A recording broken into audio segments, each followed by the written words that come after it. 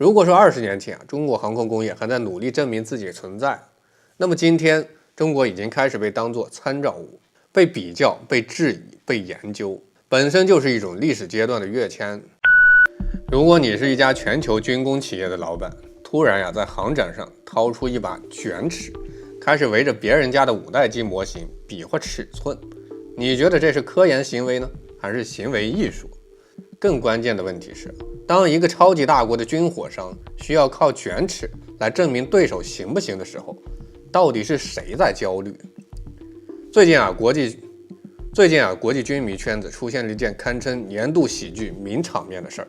美國軍工企業安杜里尔创始人帕尔默拉奇在新加坡航展现场居然拿出一把卷尺，对着中国的歼35A 戰機模型開始測量尺寸。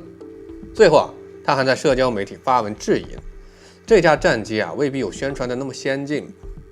消息一出全球網友直接給笑噴。評論區最經典的一句調侃：你說的對，殲35確實不具備 F-15的潛水能力，它不像 F-35下海像下餃子一樣下了一個又一個。這話看似調侃，實則殺傷力極強，因為它精準指向了一件真實的歷史事件。2022年美國海軍 F-35C 航母降落墜海事故，可以說這一句堪稱互聯網陰陽文學的巔峰之作。但今天我們不只來看笑話，我們要聊的是這把卷尺背後的更深層邏輯。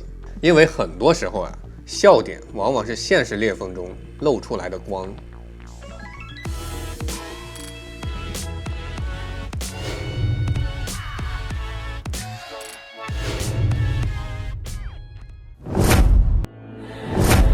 当軍工科技遇上卷尺哲學，先說一個常識：現代隱身戰機是個什麼東西？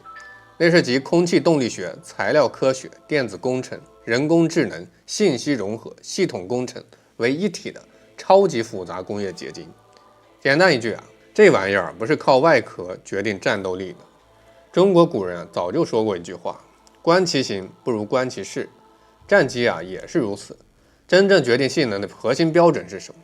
雷達散射截面、航電系統融合能力、隱身材料結構、數據鏈與信息作戰能力、超音速巡航能力、電子戰體系整合能力，這些東西哪個是卷尺能量出來的？別說卷尺，你就算把模型給拆了，也測不出真正的參數吧。更關鍵是這次航展展出的還不是實機。根據公開資料，這是一個1:2比例展示模型。換句話說，這就好比有人跑到車展，用尺子量概念車輪胎，然後得出個結論：這車跑不過法拉利。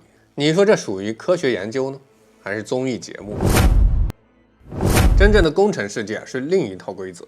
工業世界有句老話：精密制造不用卷尺，哪怕是木工行業，稍微精細一點都要用游標卡尺，甚至3座標測量儀。而隱身戰機的制造精度是什麼級別呢？很多結構誤差控制在毫米甚至微米級別。這就像什麼呢？你拿一把菜刀想雕刻玉器。孙子兵法講過一句非常經典的話：行兵之己，至於無形。隱身戰機追求的核心理念本身就是讓敵人看不見、測不到、鎖不住。結果呢，有人拿肉眼加卷尺想破隱身技術，這畫面本身就帶着一股荒誕美學。那他真的不懂嗎？這裡就進入真正的關鍵問題：一個能參與美國6代機配套項目的軍工企業創始人，會連模型跟真機都分不清楚嗎？答案恐怕沒那麼簡單。咱们來換個視角看，如果這不是科研行為，而是一場傳播行為，互聯網時代有一個鐵律：爭議等於流量，流量等於資本，資本等於項目資源。安杜里爾公司目前在競標美國6代機中程僚機項目，這個項目拼的不只是技術，還有政治關注度跟國會預算支持。於是你會發現一個非常有意思的傳播策略，把自己綁定到中國先進戰機這個話題上，你會突然出現在全球軍事討論最熱點的中心。這叫什麼呢？營銷心理學有個經典套路：借勢對標。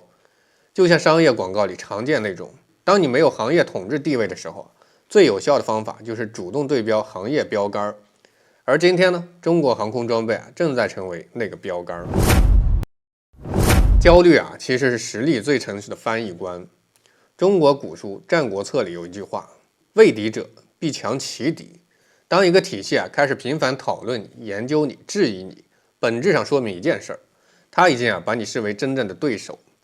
20年前，中國戰機參加國際航展時是個什麼情況？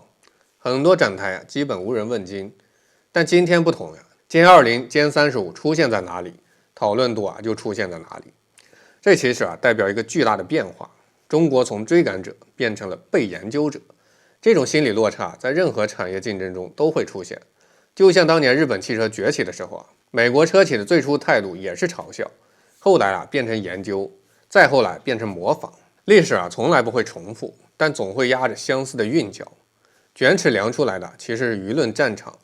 如果我們再往深看一點，這場行為本質上屬於現代認知戰的一部分。軍事競爭不僅發生在戰場，更發生在輿論場。塑造敘事本身就是一種戰略工具。如果能讓公眾產生一種印象，對手裝備華而不實，那就可能影響國會預算、軍購政策、盟友信心、產業資本流向。這是一場軟性競爭。換句話說，它量的不是飛機尺寸，它量的是輿論溫度。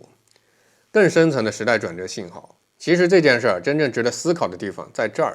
當一個國家的裝備開始被全球同行主動測量、研究，甚至嘲諷的時候，這本身就是一種實力的認證。左傳有句話特別經典：木秀於林，風必摧之。如果沒有威脅感，沒人會專門研究你；如果沒有競爭力，也沒人會花精力質疑你。工業實力幾乎所有後來居上的國家都經歷過同樣的階段。德國挑戰英國工業，日本挑戰美國制造業，韓國挑戰日本電子。今天輪到中國進入這個歷史循環。真正值得關注的不是笑話，而是趨勢。我們回到現實層面，現代空戰早已經不是單機性能競賽，而是體系作戰競爭。隱身戰機只是節點，背後比拼的是衛星網絡、預警體系、數據鏈融合、無人機集群、人工智能輔助決策。換句話說未來戰爭比的是生態系統，而不是单件装備。捲尺可以量尺寸，但量不出體系。中國哲學裡講究一個概念勢。道德經講大象無形，大音希聲。真正強大的力量往往不是最張揚的，工業體系的成熟也是一樣。真正決定未来競爭格局的从來不是一件裝備，而是整個工業文明的厚度。所以这次航展最有趣的地方不是捲尺本身，而是它更像一面鏡子，照出了全球軍工競爭者格局正在发生的轉變。如果說20年前中國航空工業還在努力證明自己的存在，那麼今天中國已經開始被當作參照物，被比較、被質疑、被研究，本身就是一種歷史階段的躍遷。這把小小的捲尺量出的不是模型比例，量出的是世界權力結構正在悄悄移動的刻度。歷史長河從來不會突然轉彎，但總會在某些看似荒誕的小事件裡露出方向的暗流。或許若干年後再回頭看，人們會發現某次航展上一把捲尺並不是笑話，而是一個時代開始轉向的注腳。